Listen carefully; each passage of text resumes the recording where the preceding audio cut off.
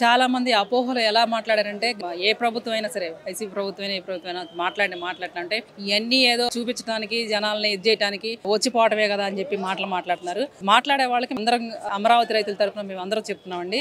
చేసే నాయకుడే తప్ప ఆర్డినరీగా చేసే నాయకుడు తప్ప ఇలా చూపించే నాయకుడు కాదండి. మొత్తం పని అయిన తర్వాత మొత్తం చేసి చూపించే నాయకుడు. అలాంటి నాయకుడు మాట ఇస్తే తప్పకుండా పనిచేస్తాడు అనేది అందరికీ నమ్మకం అండి. అందుకనే మేము 29 గ్రామాల రైతులు అందరం కలిసి భూములు ఇవ్వడం జరిగింది. అలాగే పక్క ప్రాంతం వాళ్ళు కూడా చాలా మంది ఇస్తామని ముందుకు వస్తున్నారు. ఇంకా కొంతమందికి అవగాహన కల్పించి ఇచ్చేలా చేస్తామండి.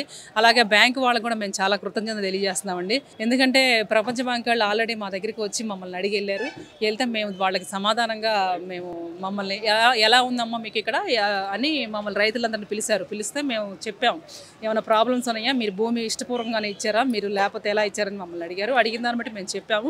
లేదండి మాకు ఇష్టపూర్వకంగా చెప్పాము, మేము ఈ గత ప్రభుత్వంలో మమ్మల్ని ఇబ్బంది పెట్టారు తప్ప మాకు ఈ ప్రభుత్వం మీద మీకు ఏ డౌట్ లేదండి, మేము ఇష్టపూర్వకంగా ఇచ్చామని చెప్పామండి.